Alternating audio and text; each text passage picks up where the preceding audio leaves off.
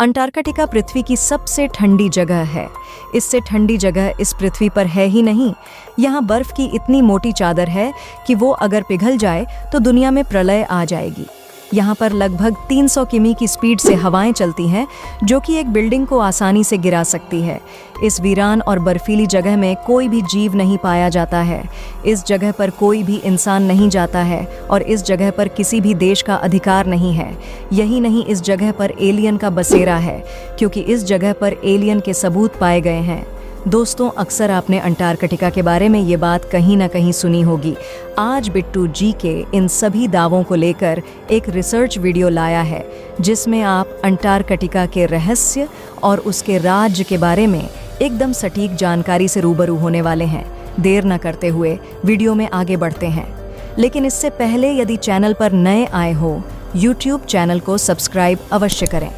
दोस्तों, अंटार्कटिका को रेगिस्तान क्यों कहा गया, वह आगे वीडियो में जानेंगे।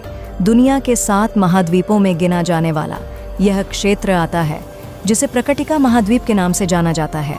महाद्वीप उसे कहते हैं जो पृथ्वी के बड़े से भूभाग में फैला ठोस क्षेत्र हो। यह बड़े महाद्वीपों के लिस्ट में 5वें स्थान पर आता है।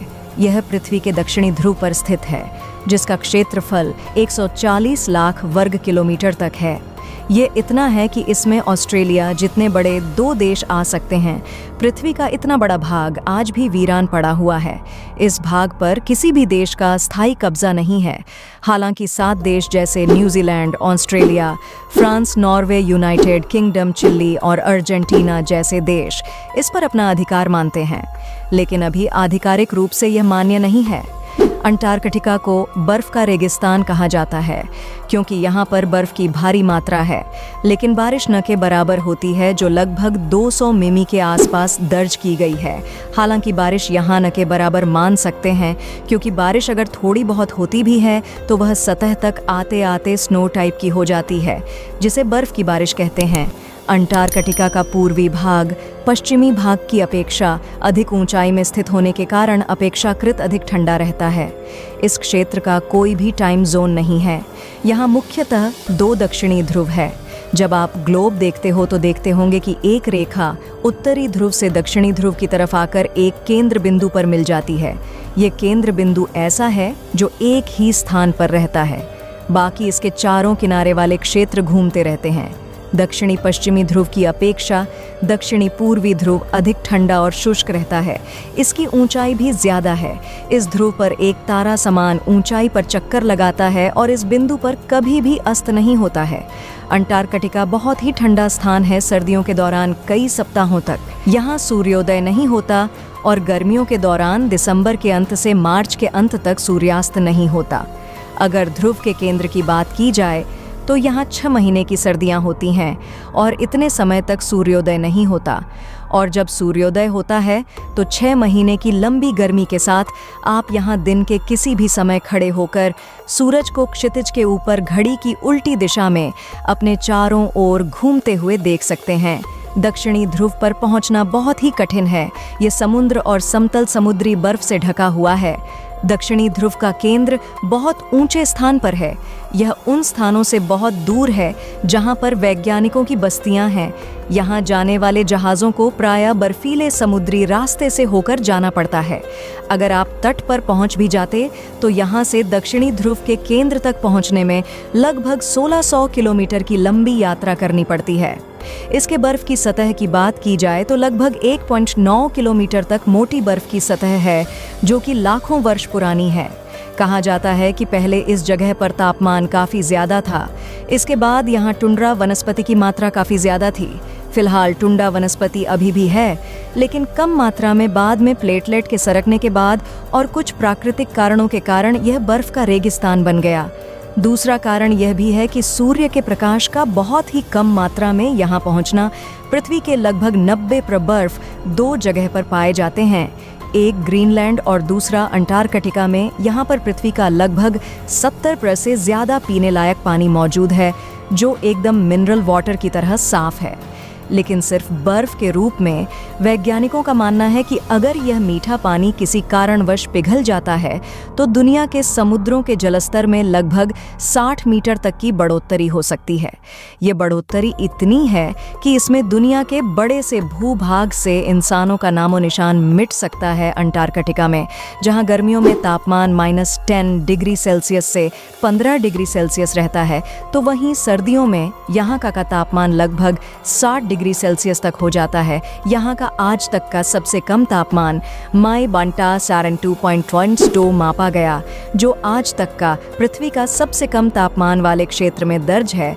अंटार्कटिका में वैसे तो कोई इंसान नहीं रहता है, यहाँ पर किसी को रहने के लिए प्रतिबंध भी है, लेकिन आप वहाँ परमिशन से जा सकते हैं। यह बीरन क्षेत्र दुनिया के तमाम वैज्ञानिकों के रिसर्च का घर भी माना जाता है, जिसमें भारत भी शामिल है।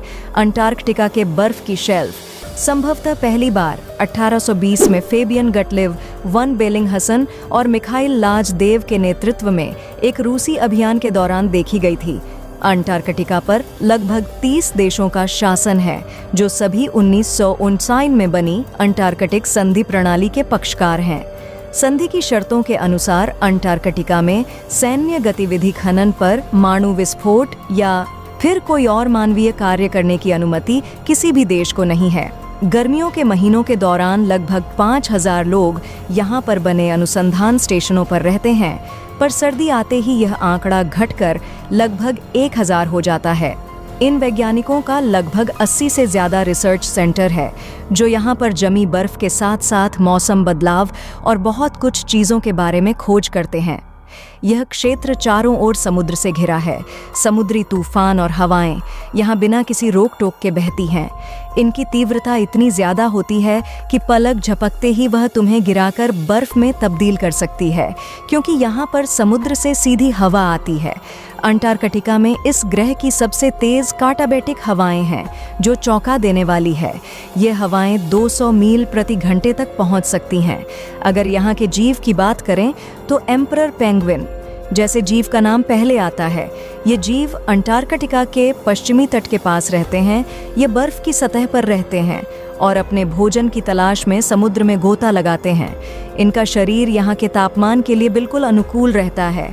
इनका जीवन आधे समय समुद्र में और आधे समय बर्फ की सतह पर बीतता है। यह उड़ नहीं सकते, पर यह मनुष्य की तरह 2 पैरों पर चलते हैं। समुद्र में गोता लगाकर यह मछली और कुछ जलीय जीव खाते हैं। प्रजनन के लिए ये बर्फ की सतह पर आते हैं। ये अंडे देते हैं और उन अंडों पर बैठकर उनको गर्मी देते हैं। ये एक अच्छे पेरेंट्स की भूमिका निभाते हैं। अंडों को गर्म करते हुए इनको दिक्कतों का सामना करना पड़ता है, फिर भी ये अपने कर्तव्य से पीछे नहीं हटते हैं।